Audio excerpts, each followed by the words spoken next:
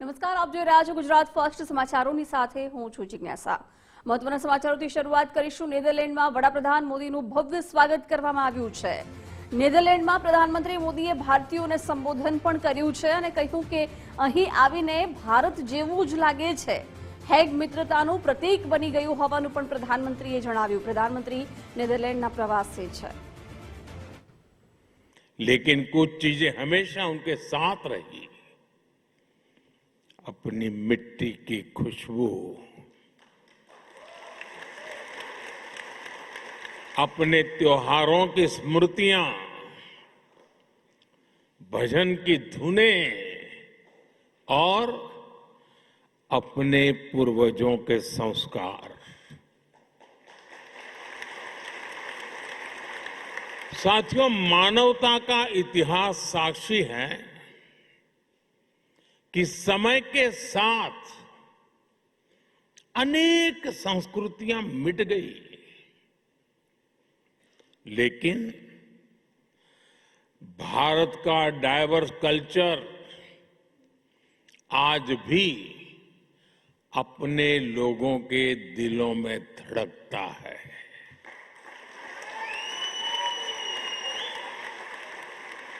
पीढ़ियां बदल गई, देश बदल गए, परिवेश बदल गए, लेकिन परिवार के संस्कार नहीं बदले, अपनापन नहीं बदला। आपने डच भाषा को अपनाया, लेकिन अपने पुरखों की भाषा को भी छोड़ा नहीं।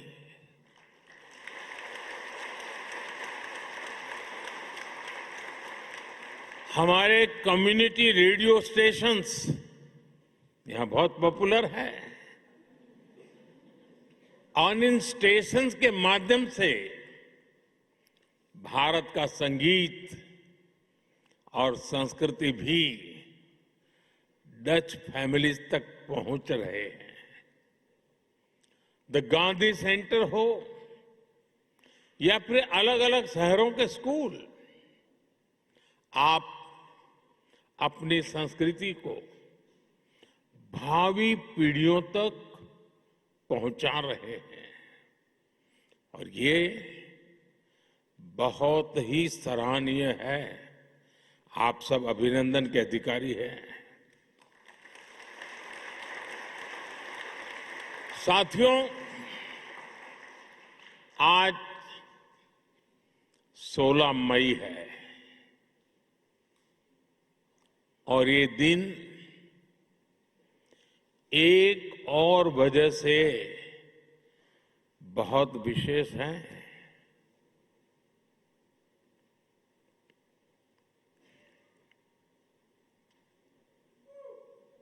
सोच रहे हैं ना? सोचिए, जरा और सोचिए। आज से 12 वर्ष पहले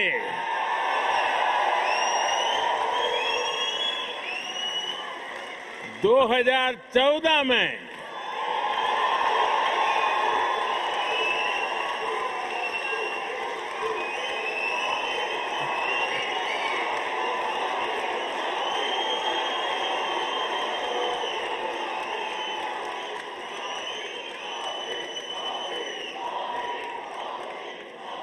सोलह मई 2014 कुछ खास हुआ था। 2014 में आज के ही दिन लोकसभा चुनाव के नतीजे आए थे।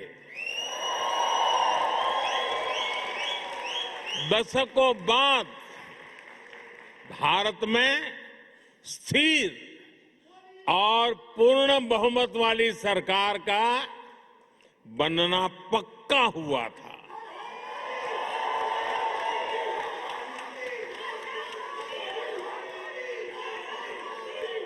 एक वो दिन था और एक आज का दिन है।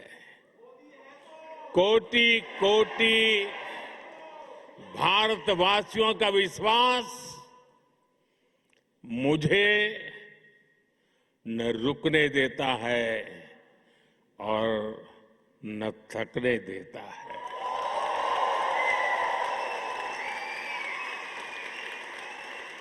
ये नॉन स्टॉप चले ही जा रहा है। साथियों, बहुत छोटी आयु से ही मैं देशभक्ति के रंग में रंग गया।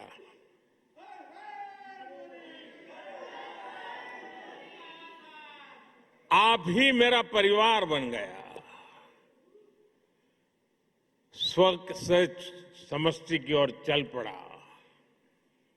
अहम से वयम का रास्ता चुन लिया।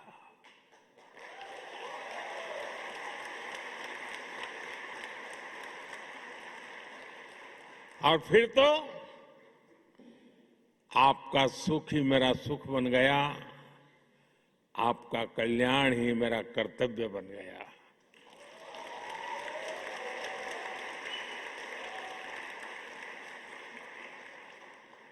और समर्पित भाव से आप सबके आशीर्वाद से कुछ न कुछ करता रहा। लेकिन जनता जनार्दन का इतना प्यार मिलेगा, ये तो कल्पना में भी नहीं था।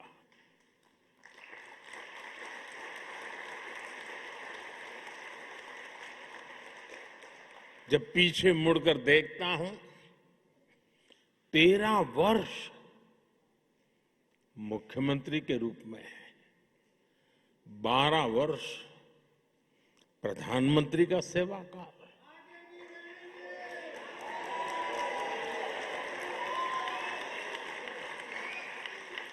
डेमोक्रेटिक वर्ल्ड में 25 वर्षों तक करोड़ों करोड़ वोटर्स का लगातार समर्थन,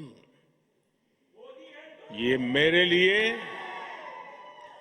बहुत ही बड़े सौभाग्य की बात है। मेरे लिए ये सिर्फ एक आंकड़ा नहीं है, ये आपके आशीर्वाद, ये मेरी बहुत बड़ी पूंजी है। देश का ये प्यार, ये आशीर्वाद मुझे अपने जीवन का पल पल देशवासियों के सपनों को पूरा करने के लिए प्रेरित करता है। साथियों, दुनिया का कोई भी देश हो, अगर उसे आगे बढ़ना है तो उसे बड़े सपने देखने ही होंगे।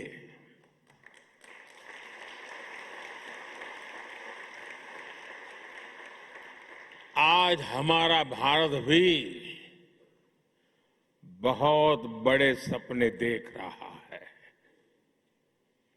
आज देश कह रहा है,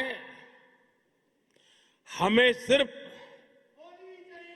ट्रांसफॉर्मेशन नहीं चाहिए, हमें बेस चाहिए। क्या चाहिए?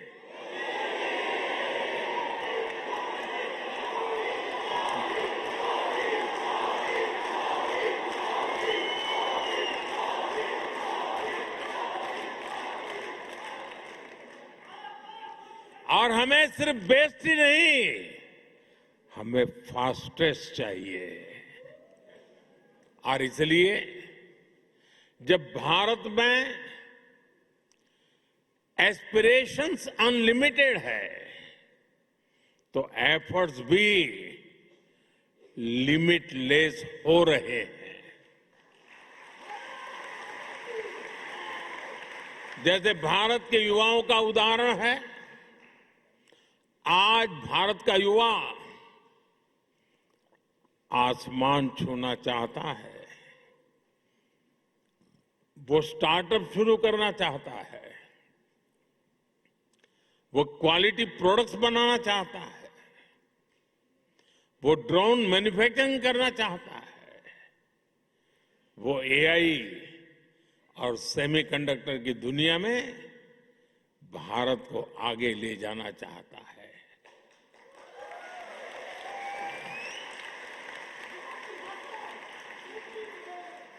इसलिए ही भारत का स्टार्टअप इकोसिस्टम लगातार हो रहा है।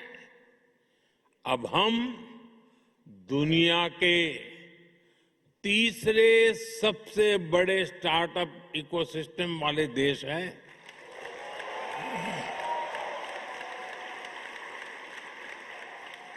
और साथियों, आज भारत की एस्पिरेशन सिर्फ अपनी सीमाओं तक नहीं है।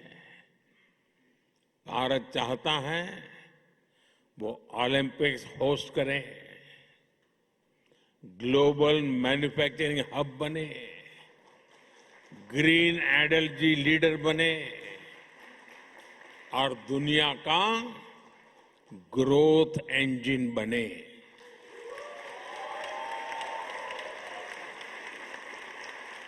बात वही है।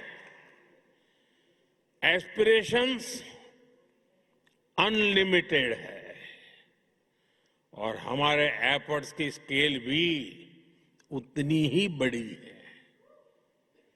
Record highway construction, record rail electrification,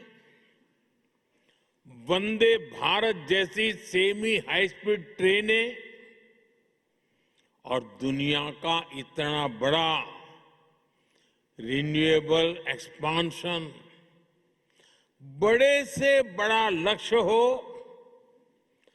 आज का भारत कहता है हम ये लक्ष्य पाकर के ही रहेंगे। और हम ये करके दिखा रहे हैं। साथियों, आज का भारत एक अभूतपूर्व परिवर्तन के दौर से गुजर रहा है। आपने हाल में देखा होगा कि दुनिया की सबसे बड़ी और सफल एआई समिट भारत ने आयोजित की।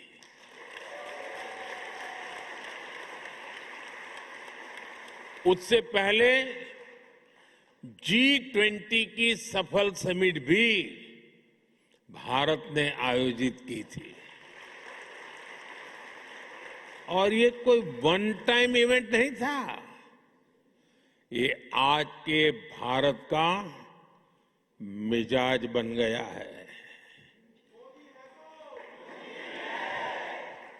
दुनिया का सबसे बड़ा यूनिक आइडेंटिफिकेशन प्रोग्राम भारत ने चलाया। दुनिया के सबसे बड़े फाइनेंशियल इंक्लूजन प्रोग्राम में से एक भारत ने चलाया। जिस स्केल पर भारत डिजिटलाइजेशन कर रहा है वो अभूतपूर्व है। दुनिया की सबसे बड़ी government funded health insurance scheme Bharat चला रहा है।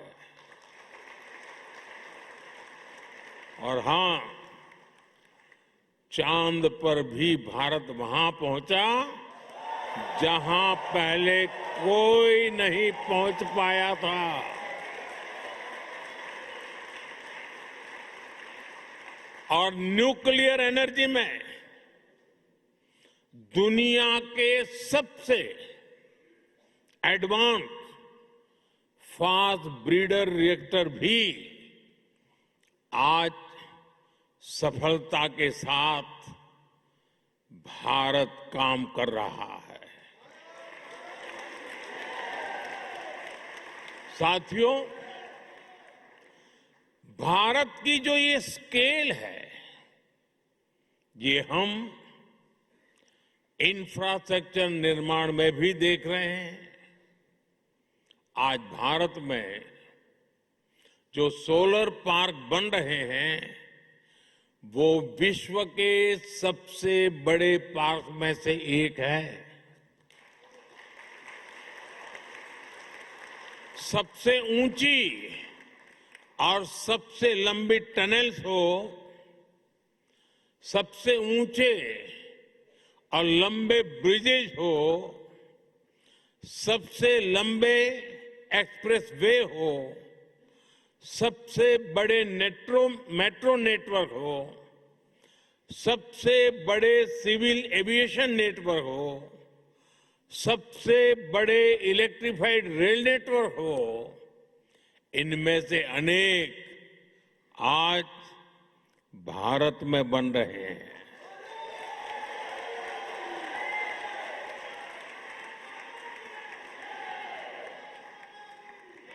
बीते सालों में भारत ने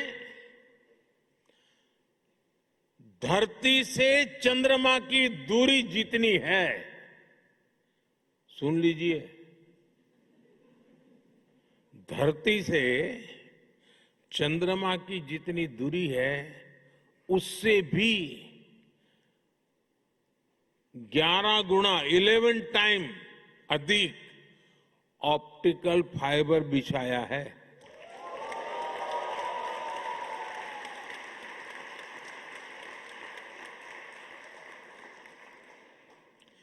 एक दशक पहले हम मोबाइल फोन इंपोर्ट करते थे। आज भारत दूसरा सबसे बड़ा मोबाइल मैन्युफैक्चरर है। साथियों, ये जो स्पीड और स्केल है, इसके अलावा आज के भारत की एक और पहचान है। आज का भारत इनोवेशन पावर्ड है। हमारे डिजिटल पब्लिक इंफ्रास्ट्रक्चर की चर्चा आज पूरी दुनिया में होती है। ये भारतीयों के इनोवेशन का बहुत बड़ा प्रमाण है। आज पैसा रखना है तो डिजिटल वॉलेट है, डॉक्यूमेंट रखने हैं तो डिजी लॉकर है, ट्रैवल करना है तो डिजी यात्रा है, हेल्थ केयर का लाभ लेना हो तो डिजिटल हेल्थ आईडी है। साथियों, आज भारत में हर महीने 20 बिलियन से ज्यादा यूपीआई ट्रांजैक्शन होते हैं। यानी पूरी दुनिया में हो रहे डिजिटल ट्रांजैक्शन में आधे से ज्यादा केवल भारत में हो रहे हैं।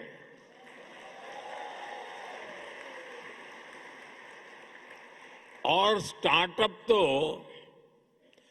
आज भारत के युवाओं का मिजाज बन चुका है। 12 साल पहले देश में 500 से भी कम स्टार्टअप्स थे। आज ये संख्या बढ़कर 2 लाख से ज्यादा हो गई है।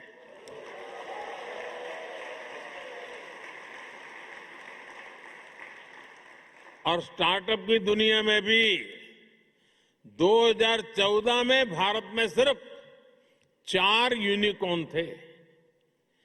आज भारत में करीब 125 एक्टिव यूनिकॉर्न है।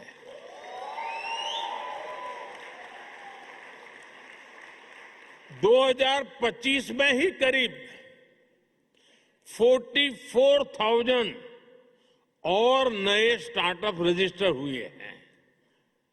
आज एआई, डिफेंस और स्पेस सेक्टर में हमारे स्टार्टअप बहुत शानदार काम कर रहे हैं।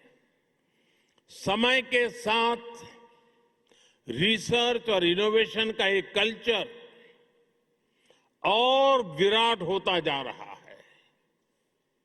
पिछले वर्ष ही भारत में 1.25 लाख से अधिक पेटेंट्स फाइल किए गए हैं। साथियों, भारत चिप मेकिंग में सेमी कंडक्टर सेक्टर में भी बड़े कदम उठा रहा है। अभी भारत में 12 सेमीकंडक्टर प्लांट्स पर काम चल रहा है।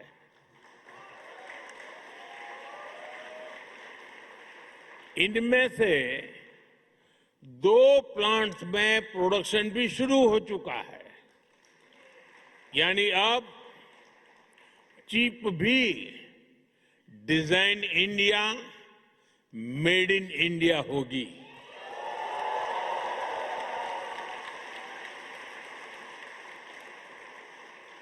साथियों, भारत की ये aspiration driven journey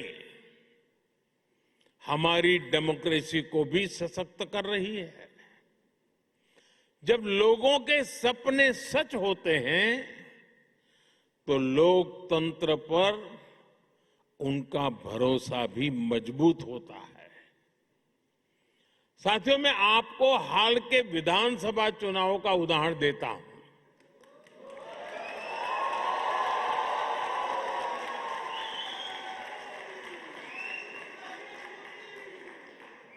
Assam, Bengal,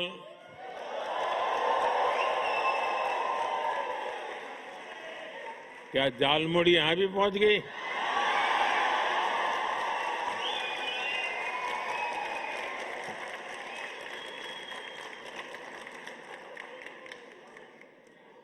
Assam, Bengal, Keralam, Tamil Nadu और पुडुचेरी में इस बार 80 से 90% तक वोटिंग हुई और इसमें भी विमेन पार्टिसिपेशन बहुत ज्यादा।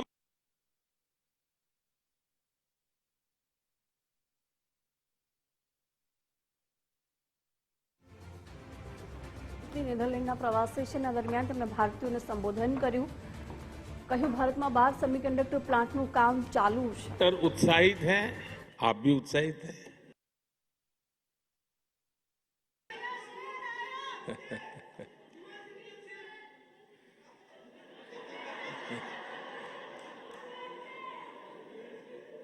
साथियों, हमें गर्व होता है हर साल वोटिंग के रिकॉर्ड टूट रहे हैं।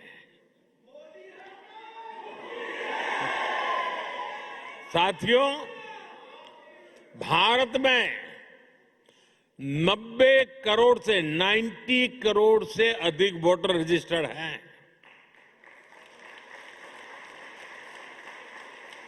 दो 2024 के लोकसभा चुनाव में 64 करोड़ लोगों ने वोट डाला। यानी यूरोपियन यूनियन की टोटल पॉपुलेशन से भी ज्यादा भारतीयों ने वोटिंग की।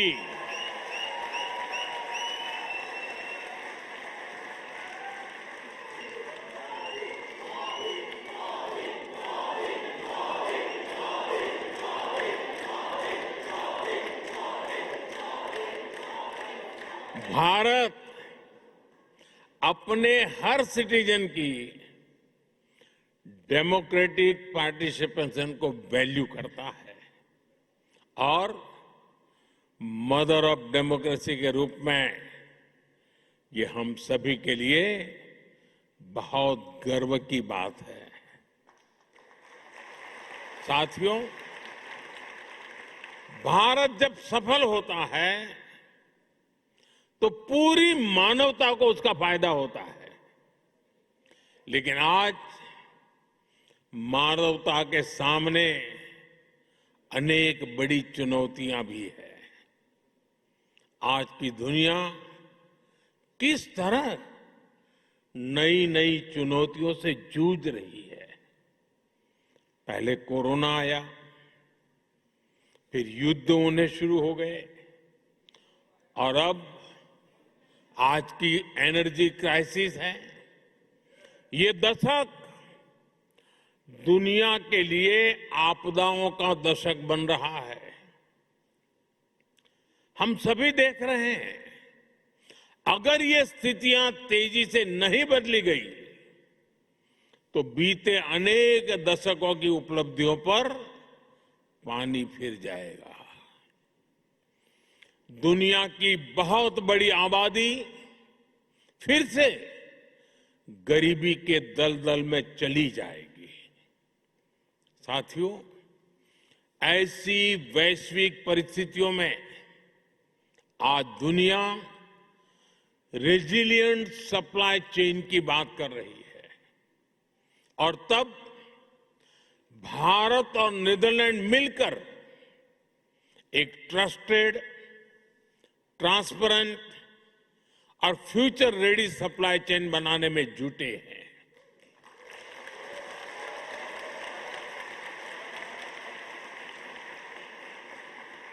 एनर्जी सिक्योरिटी से लेकर वाटर सिक्योरिटी तक नीदरलैंड्स और भारत मिलकर काम कर रहे हैं।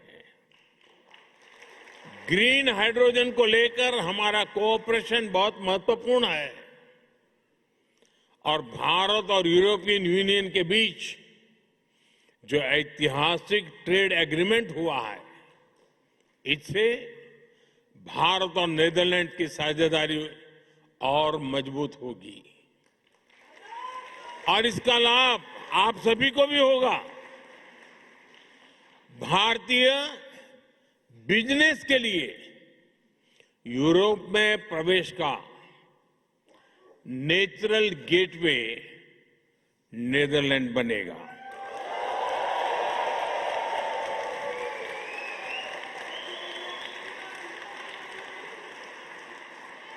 और इस जर्नी में हमारा डायस्पोरा ट्रस्टेड ब्रिज बन सकता है।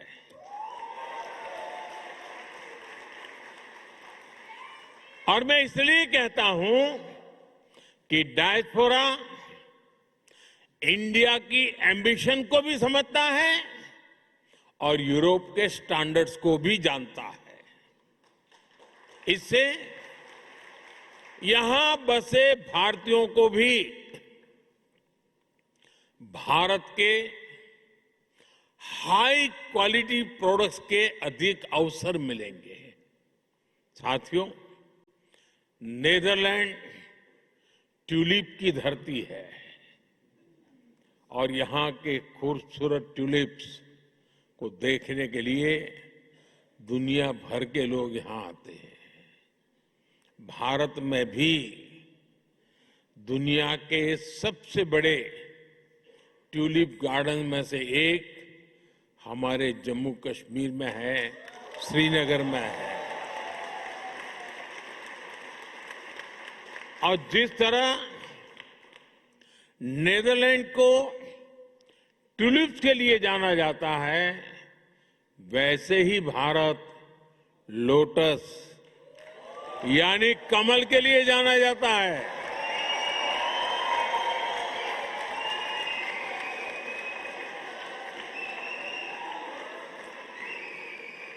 साथियों, ट्यूलिप और कमल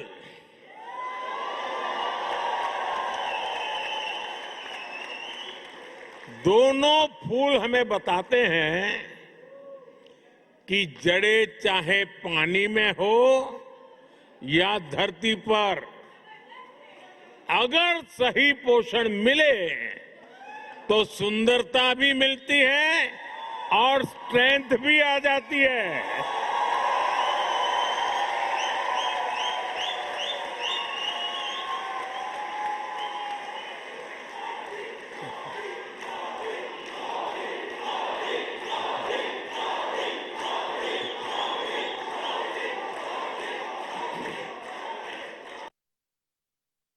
यही भारत और नीदरलैंड के बीच पार्टनरशिप का भी आधार है।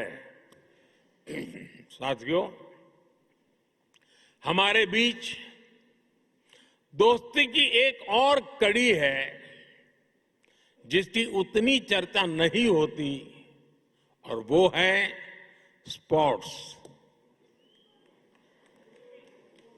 हम दोनों देश स्पोर्ट्स के क्षेत्र में बहुत कुछ मिलकर कर रहे हैं। अब जैसे क्रिकेट है, नीदरलैंड की क्रिकेट में भारतीय समुदाय का बहुत बड़ा योगदान है। अभी भारत में T20 वर्ल्ड कप हुआ, उसमें नीदरलैंड की टीम ने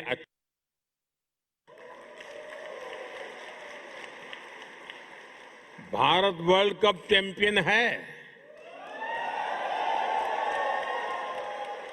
लेकिन भारत की टीम को भी नीदरलैंड की टीम ने बहुत बड़ी टक्कर दी थी।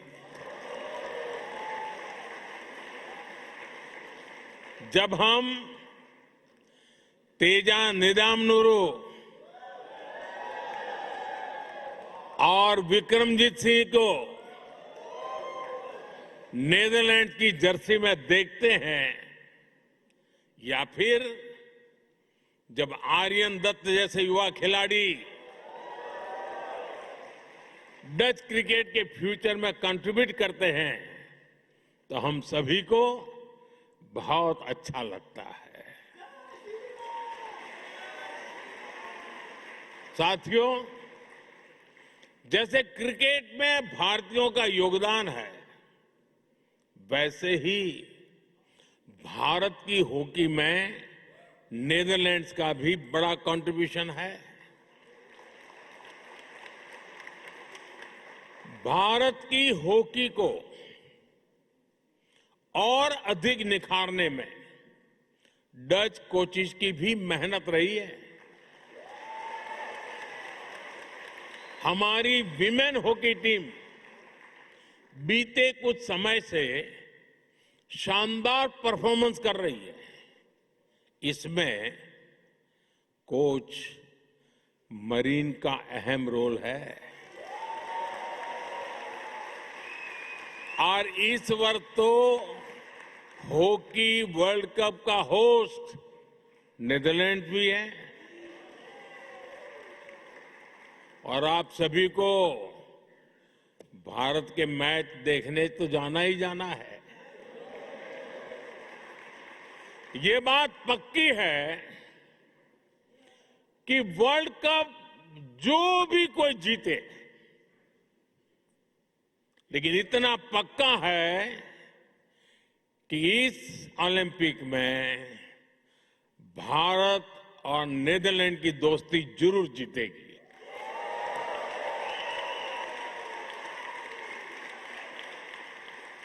साथियों, भारत और नीदरलैंड के बीच के रिश्ते की असली ताकत आप सभी हैं।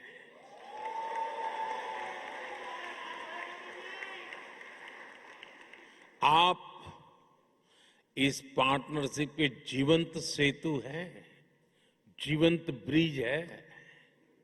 इसलिए भारत सरकार ने सूरीनामी हिंदुस्तानी समाज के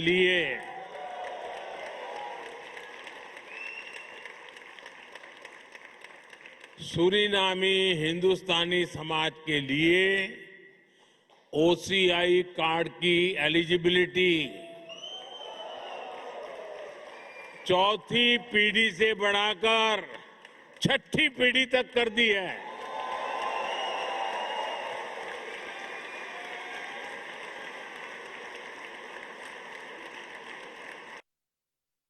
क्यों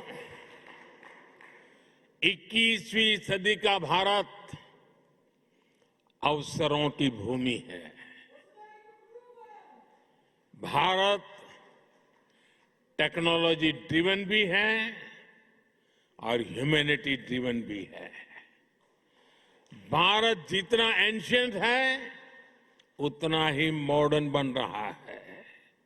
इसलिए ये समय भारत में आपके पुरखों के गांव से जुड़ने का भी है और विकसित भारत की जर्नी में भागीदारी का भी है। मैं नीदरलैंड्स में भारतीय समुदाय के सभी साथियों से कहूंगा, आप भारत में ज्यादा से ज्यादा सहयोग बढ़ाएं। इससे भारत का सामर्थ्य भी बढ़ेगा और आपके इन्वेस्टमेंट पर रिटर्न भी ज्यादा मिलेगा।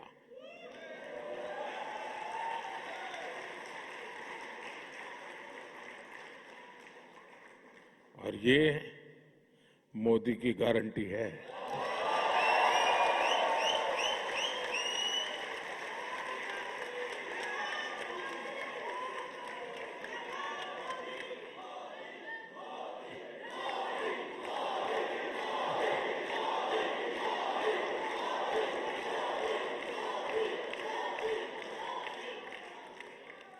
मैं इसी भाव के साथ इतनी बड़ी तादाद में आप सब आए, आप सबके दर्शन करने का सौभाग्य मिला, मुझे बहुत खुशी हुई।